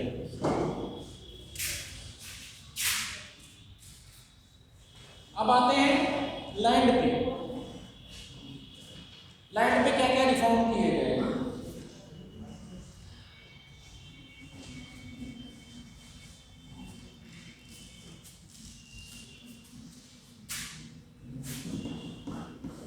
चकबंदी,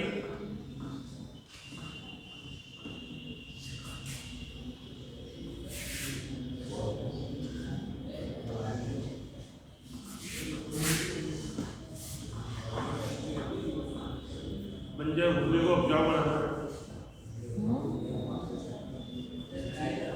लैंड भूमि के लगा सकते हैं, इतनी बार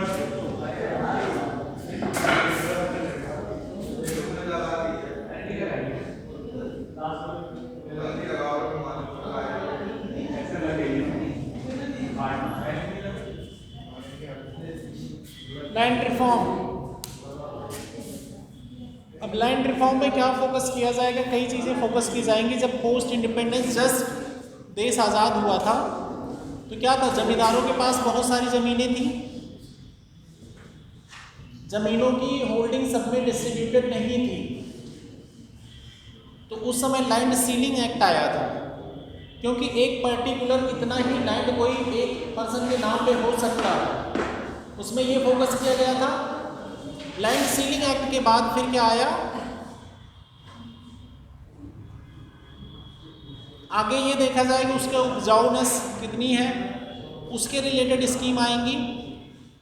टेनेंसी एक्ट आएगा, जो लोग एक्चुअली में ज़मीन ले लेते थे किसी की, हम खेती करेंगे। लैंड लीजिंग एक्ट आएगा। जिन जिन एक्ट में जैसे आते रहे, उसमें जो प्रॉब्लम होती रही उसको रिजॉल्व करके आगे के एक्ट बनाए जाते रहे। तो मेनली रिफॉर्म की ज़रूरत क्यों पड़ रही है? पहला तो लैंड होल्डिंग कम अनडिस्ट्रीब्यूटेड है, इनइक्वल डिस्ट्रीब्यूशन ऑफ लैंड, इसकी वजह से। दूसरा, उसका उपजाऊनेस कैसा है, उसके बेसिस पे। इसमें आप लोग 1, 2, 3 तीनों दिन का अटेंडेंस लगाना है, लेकिन जो लोग आए हो तीनों दिन वही इकॉनमी वाला, सुबह मॉर्निंग क्लास में। हाँ भैया, बोला तो इतनी बार, 1, 2, 3 तीनों दिन का, 3 तारीख है ना। मेरे पास लिस्ट है उसकी, जो आप लोगों ने लास्ट टाइम भर के दिया था, तो वो मैं क्रॉस अगर वेरीफाई करूँ तो गलत ना निकले। जो लोग आए हो तीनों दिन वही भरें।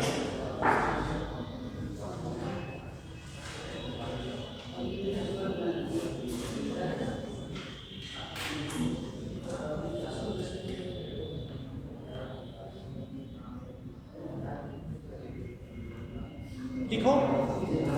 अब इसमें लैंड रिफॉर्म में पहला पॉइंट लिखो, traditional land reform. Traditional land reform, traditional मतलब हिंदी में ट्रेडिशनल को क्या कहेंगे? जिम्मेदारी प्रथा को समाप्त करना। ट्रेडिशनल लैंड रिफॉर्म मतलब जिम्मेदारी प्रथा होती है ना, ट्रेडिशनल मतलब नॉर्मल समझ लो, जो थी वहाँ पर प्रथा, उसमें क्या क्या चीज़ें रिफॉर्म की गई वो बता दे रहे हैं। ट्रेडिशनल लैंड रिफॉर्म में लिखिए आप लोग पॉइंट, ये पहले 5 ईयर प्लान से स्टार्ट की गई। फर्स्ट 5 ईयर प्लान में इनका स्टार्ट हुआ ट्रेडिशनल लैंड रिफॉर्म।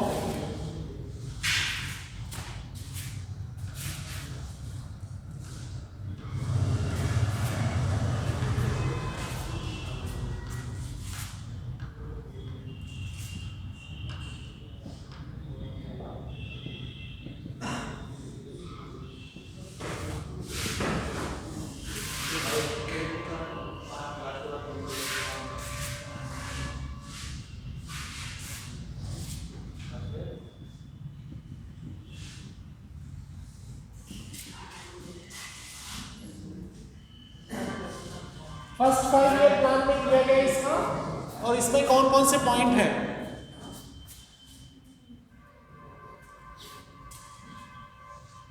मध्यस्थ लोगों को खत्म किया गया, abolition of intermediaries, abolition of intermediaries मतलब मध्यस्थता करने वाले लोगों का समापन।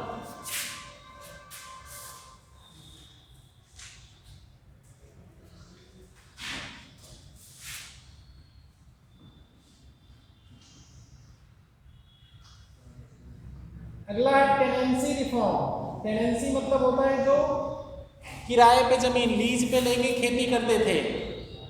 टेनेंसी मतलब होता है किराया, मतलब कोई चीज जमीन आपने किराए पे किसी की ली है।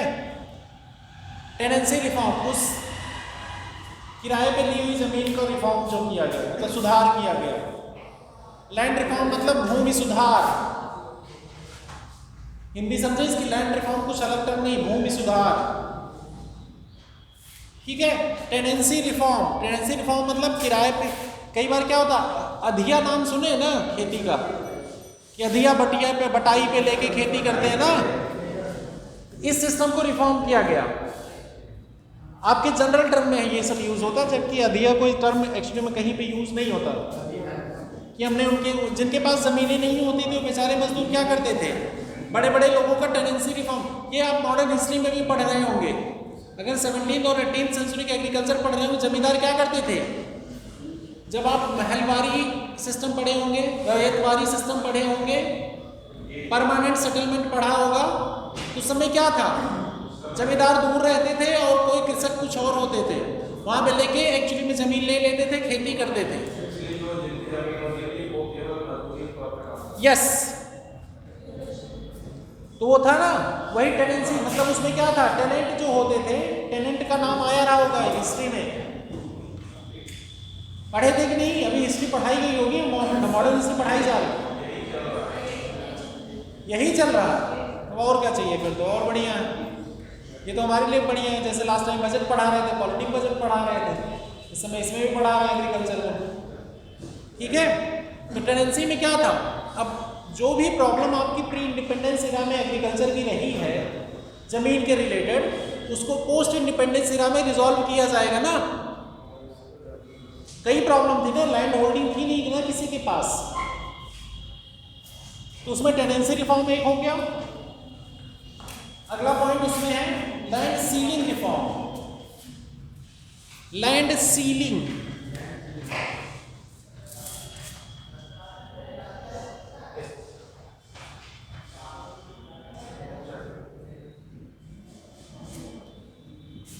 लैंड सीलिंग,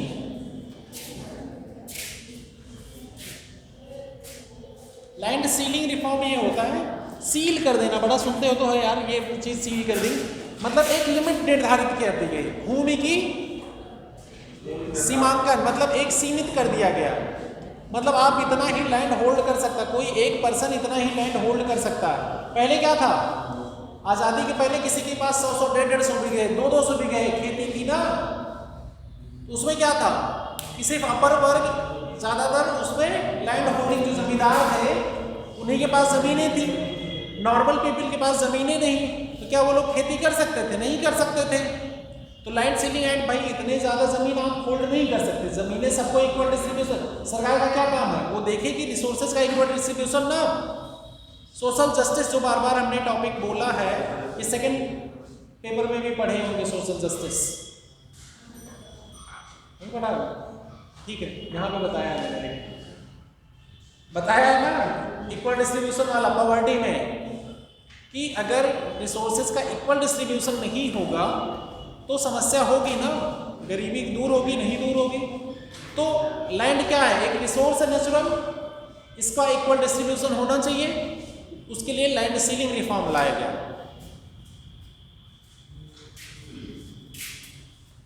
अगला इसी में पॉइंट है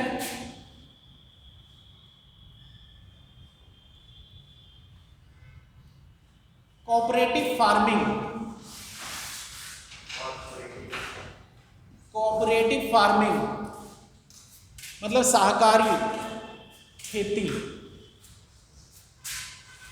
इसमें ये डिसाइड किया गया कई लोग एक्चुअली में मिलके खेती करेंगे, कोई चीज़ उपजाएंगे, तो इससे क्या होगा, एक कंजोर्टियम ऐसा बन जाएगा।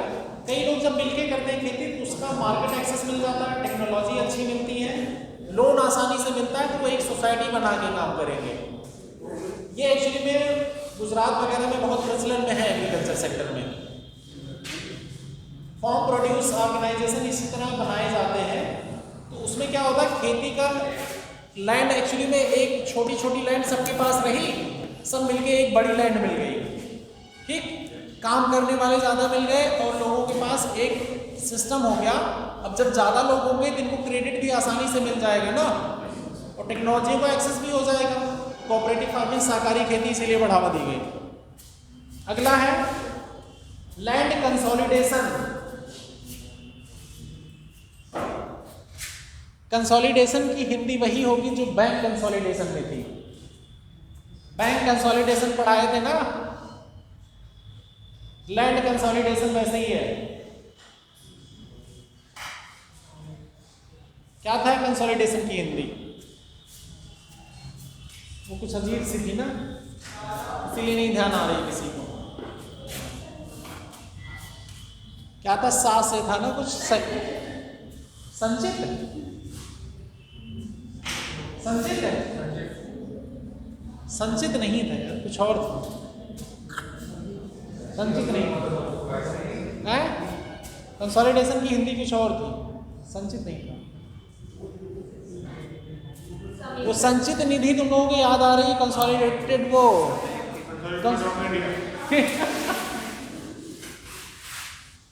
कंसोलिडेशन देखो क्या होती है हिंदी, समेकन, करेक्ट, यही है यार। तुम लोगों को हिंदी नहीं आ रहा यार, बताओ, मतलब भूमि समेकन।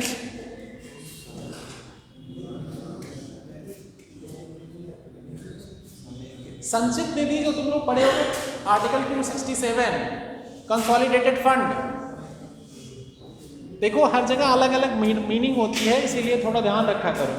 मतलब इतना पढ़े रहो कि अगर कोई गलत बताए, हाँ अगर नहीं जबान पे आ रहा वर्ड, सरचार्ज को स्टेट गवर्नमेंट को नहीं दिया जाता है, सरचार्ज होता है, सरचार्ज जो अवेलेबल रखता है। अच्छा, कौन सा टॉपिक अभी पढ़ रहे हो? एग्रीकल्चर। और क्वेश्चन कहाँ का पूछ रहे हैं? टैक्स का पूछ रहे हैं। टैक्स में हमने ये चीज़ें पढ़ाई थी, तब कहाँ थे तुम? जो चीज़ें जब पढ़ रहे हो उसके रिलेटेड क्वेश्चन करो, और अगर वैसे क्वेश्चन तुमको करने तो बाहर भी कर सकते हो, पूछ सकते हो, जो सबको रिलेवेंट लगे। अब तुम बीच में ऐसे क्वेश्चन पूछ दोगे और हम सबको बताने लगेंगे तुम्हारे हर क्वेश्चन का जवाब, तो क्या सब लोग समझ पाएंगे? नहीं पाएंगे ना। तुमको तुम्हारे जो क्वेश्चन रहे वो अगर टॉपिक से हट के हैं, अगर जो टॉपिक पढ़ा रहे हैं उस टॉपिक से रिलेटेड है तो पूछो यहाँ पे।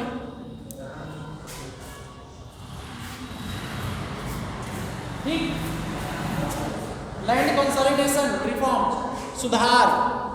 लैंड रिफॉर्म का लैंड कंसोलिडेशन क्यों करना पड़ेगा? उस समय लैंड कई जगहों पे बटी थी एक्चुअली में। लैंड जो एक्चुअली में देखो, लैंड किसी के पास ज़्यादा, किसी के पास कम, किसी के पास है ही नहीं, तो एक तरह से एक यूनिफॉर्म रिफॉर्म किया जाएगा। और कुछ चीज़ों पे कुछ खेतियाँ जो पैचेज में बटी हुई थी, हर जगह तो खेती ऐसा नहीं ना कि एक ही लोग, कुछ जगहों ऐसा रहा होगा कि एक ही गांव में छोटे छोटे पैचेज में लैंड बटे रहे होंगे, उसको भी कंसोलिडेट करना पड़ा होगा। कुछ लोगों के खेत पता चल रहे हैं, जैसे मान लिया ये कितना बड़ा गांव है, ठीक, या एरिया है एग्रीकल्चर का, इसमें कंसोलिडेशन में क्या हो रहा है, किसी का खेत ये वाला भी है और ये वाला भी है, बीच में किसी और का खेत है, ठीक। अब इसमें क्या कंसोलिडेशन में होगा, इनका खेत एक साथ आ जाए तो ज़्यादा बेटर, इनके पास ज़मीन का एक्सेस हो जाएगा, होगा कि नहीं?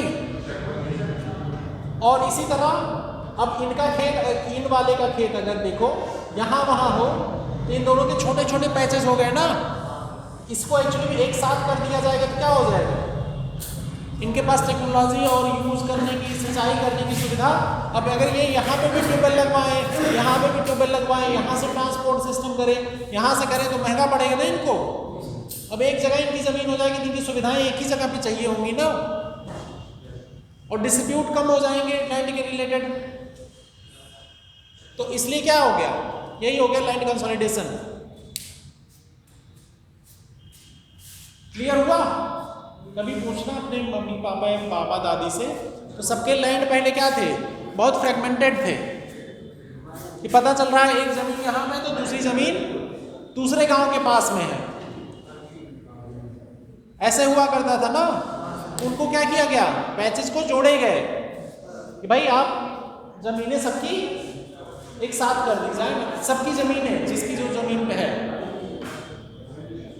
अब जो है बाद में जो खरीद फरोख्त हुई होगी चल उस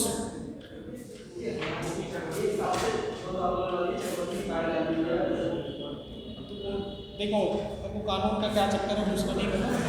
देखो ज्यादातर चीजें जो की गई हम उसकी बात कर रहे हैं। देखो कुछ चीजें प्रॉब्लम तो है।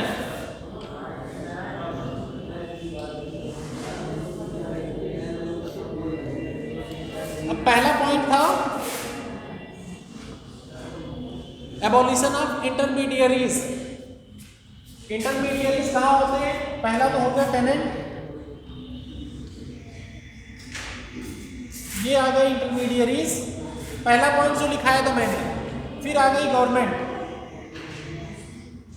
ये इंटरमीडियरी जमींदार होते थे कि नहीं, पहले होते थे ना।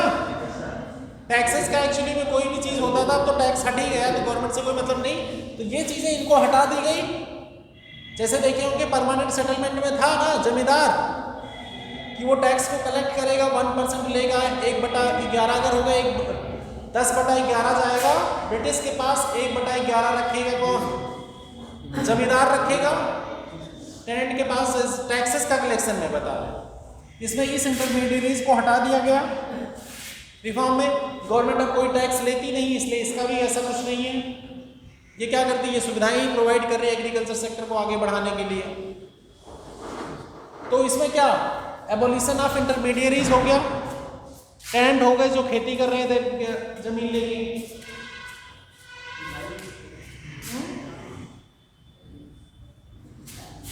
और टेनेंसी रिफॉर्म में उनको सिक्योर किया गया पेपर के थ्रू कि कितने टाइम तक वो जमीन पर रह सकते हैं। ऐसा नहीं कि आपने कोई जमीन लिया उसमें खेती करने के लिए कोई बीच में आया कि आपने फसल बो के तैयार होने वाली, तब तक जो ओनर है वो आया कहा नहीं अब हम जमीन अपनी वापस लेंगे, ये नहीं कर सकते। उसके लिए भी एग्रीमेंट होगा। लैंड सीलिंग में बता ही दिया आपको, अपर लिमिट डिसाइड कर दी गई।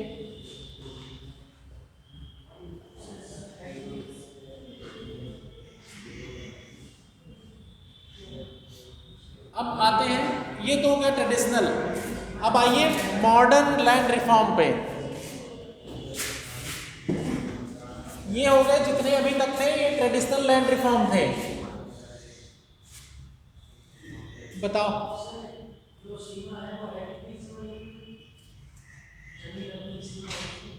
हायर सीमा 16 बीघे थी यार, अभी एग्जैक्ट नहीं पता इस समय, वो देखना पड़ेगा एक बार। वैसे उसकी जरूरत आपको पड़ेगी नहीं।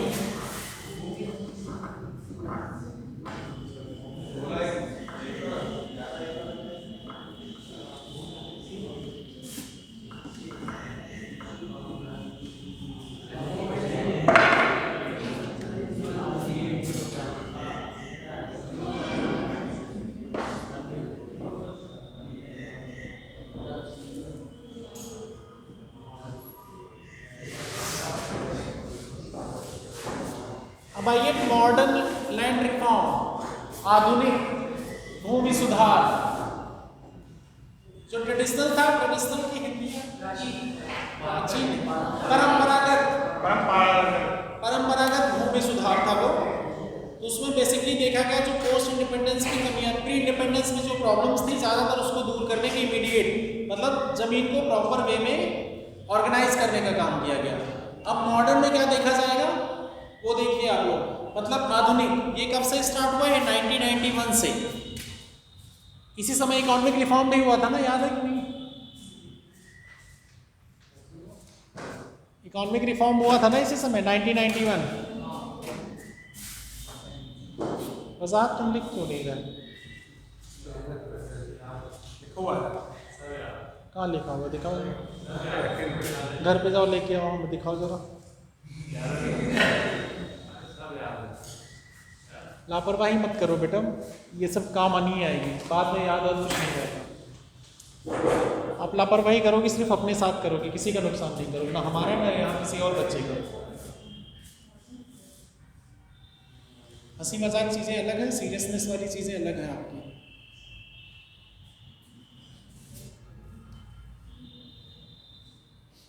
ठीक, अब इसमें क्या रिफॉर्म किया जाएगा? भूमि की उपजाऊनेस बढ़ाने की कोशिश की जाएगी। इरिगेशन फैसिलिटी, अब देखो इसमें इनपुट पे मेन फोकस किया जाएगा। लैंड पे एक्चुअली इनपुट में क्या क्या चीजें डाली जाए जिससे उसकी प्रोडक्टिविटी बढ़े, और लैंड के रिलेटेड जो प्रॉब्लम है, लैंड का रिकॉर्ड ढंग से किया जाए कि जिसके नाम पे है, डिजिटलाइजेशन ऑफ लैंड रिकॉर्ड किया जाएगा। ये सब चीजें होंगी इसमें।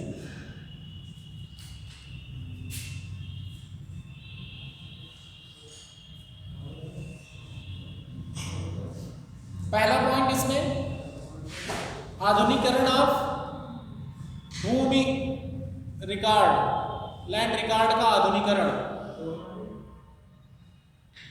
लैंड रिकॉर्ड का आधुनिकीकरण, मॉडर्नाइजेशन ऑफ लैंड रिकॉर्ड,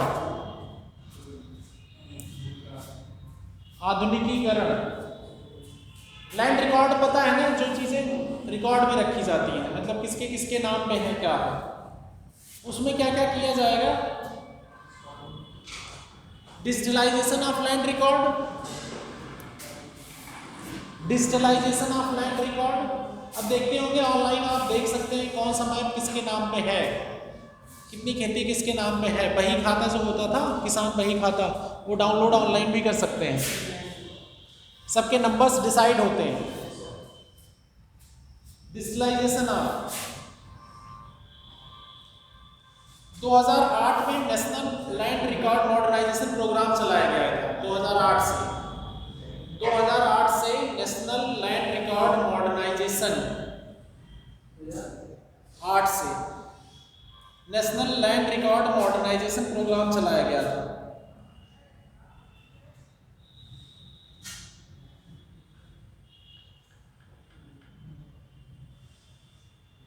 ठीक, अब अगला पॉइंट है, मतलब मेजर पॉइंट वाले में, facilitating land leasing, land leasing की सुविधा प्रोवाइड करना। ये रिकॉर्ड के बाद है, हाँ लीज वाला, लैंड लीज बता रहे हैं क्या होता है। लैंड लीजिंग की सुविधा प्रोवाइड करना। लीज क्या होता है? देखो, किसान ए हो गए, बी हो गए, सी हो गए, डी हो गए, ये सब हो गए किसान। ठीक, लैंड लीज की सुविधा प्रोवाइड करना, इसका एक कानूनी मान्यता देना, ये सब चीज़ें होंगी इसमें। अब ये हो गए किसान। अब किसी के पास है, मान लिया बीघे पता है ना सबको, बीघा में यूज़ कर रहा हूँ, बीघा पता है ना, कहीं कच्चा बीघा चलता है, कहीं पक्का। मैं पक्के बीघे की बात कर रहा हूँ, जो 20/20 होता है, जनरली आइडिया होगा सबको। वो हेक्टेयर या चलो एकड़ में बात कर लें, हेक्टेयर में बात करोगे तब भी आएगा। किसी के पास मान लिया बीघे 1 है, किसी के पास 0.5 बीघा है, किसी के पास 2 बीघा, 3 है। ये क्या हो रहा है? लैंड एक्चुअली फ्रेगमेंटेड है। अब कोई कंपनी अगर आती है जैसे, या कोई बड़ा किसान आता है, ये क्या करेगा? सबसे लीज पे ले लेगा लैंड। इसके पास ये इतनी बड़ी ज़मीन हो जाएगी पूरी, सारे ज़मीनों को एग्री करके, तो लैंड लीज पे जो लेगा, इनसे एक एग्रीमेंट होगा, साल भर का, 2 साल का, 3 साल का लैंड लीज। अब जब ये लीज पे लैंड आ जाएगी, मतलब हम इसका किराया देंगे आपको, जो भी होगा हमारे जो एग्रीमेंट में हमारी आपकी रहेगी, उतने दिन के लिए हम ये लैंड यूज़ करेंगे। बट एग्रीकल्चर के रिलेटेड, तो एग्रीकल्चर पर्पज़ के लिए ही यूज़ करना है। ये नहीं कि इस पर हम बिल्डिंग खड़ी कर दें। कोई भी ऐसा निर्माण नहीं होगा कि उसमें पता चले ताले खुदवा दिए। अगर उसका एग्रीमेंट नहीं रहा ताल खुदवाने का, तो आप ताल नहीं खुदवा सकते। अब खेती के लिए लिए लीज, उसी के लिए अब ये लीज पे एग्रीमेंट एक डॉक्यूमेंट बनेगा, जिसके बेसिस पे कहा गया, बाद में अभी नीति आयोग भी काम कर रही है कि जिससे अभी तक इनको क्या था कि गवर्नमेंट की जो सब्सिडीज वगैरह थी, फैसिलिटी थी, जो लीज पे ले रहा था उसको नहीं मिल रहा था, क्योंकि वो ओनर को सिर्फ मिलता है।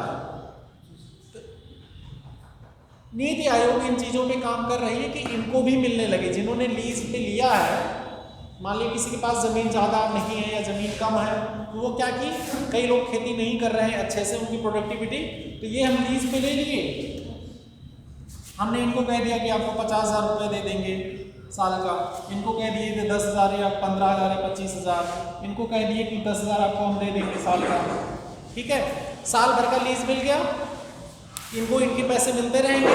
हम इस पर क्या कर रहे हैं वो हमारी हेडेक है। इन लोगों को फिक्स अमाउंट मिलेगा, तो इस पे सब पे एग्रीमेंट बनता है। तो ये लैंड लीज रिफॉर्म इसी को कहते हैं, लीज पे ज़मीन लेके। और लीज की हिस्ट्री क्या होती है वो आपको देखना पड़ेगा, क्योंकि मैंने देखा होता है यार, एक्चुअली वो टर्म क्या होते हैं कि मेरे बार बार मैंने पढ़े हैं इंग्लिश में ही। आप लोग अगर गलत हिंदी बताते हो तो मुझे पता होता है, तभी मैं उस पर टोक देता हूँ कि वो हिंदी नहीं है सही। लीजिंग वाली हिंदी थोड़ी टफ है, पता नहीं क्या करके है एग्जैक्ट, हाँ नहीं आ रहा मुझे। ठेके पे लेना, जमीन ये टर्म यूज नहीं किया जाता, लोकल चलता है, लोकल यही चलता, पट्टा है, ठेके पे है। पट्टा अलग चीज़ है, ठेका अलग चीज़ है, टर्म पे फोकस किया जाए।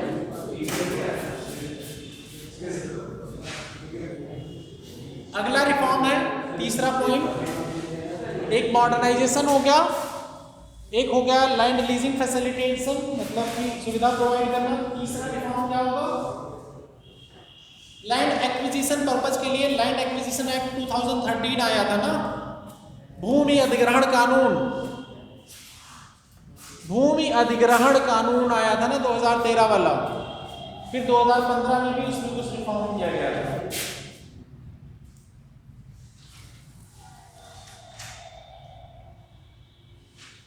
Land acquisition and rehabilitation act 2013, भूमि अधिग्रहण एवं सुधार ऐसे कुछ करके था कानून, लार कहते हैं उसको, LAR।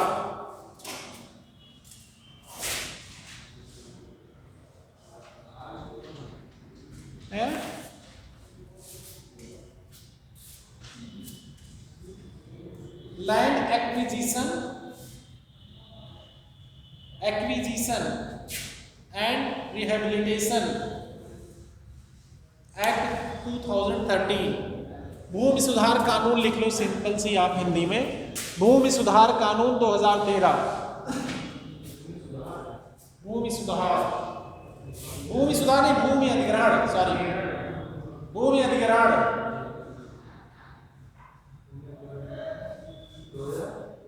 13। इसमें मार्केट रेट से 4 गुना देने की बात की गई। इसमें एक्चुअली में डिफरेंट प्रोविजन है कि गवर्नमेंट एक्चुअली में जब किसी का ज़मीन लेती है तो उस पर 80% वो होना चाहिए, किसानों का एग्रीमेंट होना चाहिए, उसमें इतना पैसा मिलेगा, 4 गुना मार्केट रेट का मिलेगा, ऐसा कुछ प्रोविज़न किया गया था। तो क्या पहले बहुत कम पैसे मिलते थे, पैसे ज़्यादा मिलने लगे। गवर्नमेंट ही प्राइवेट के लिए है कि 80% का गवर्नमेंट का कोई संस्थान या डिफेंस सेक्टर या रोड सेक्टर के लिए लिया जा रहा है, तो कुछ उसका कम है कि इतने ही किसानों का एक्चुअली में जिनकी ज़मीनें जा रही हैं, उतने लोगों को क्या चाहिए, सहमति चाहिए।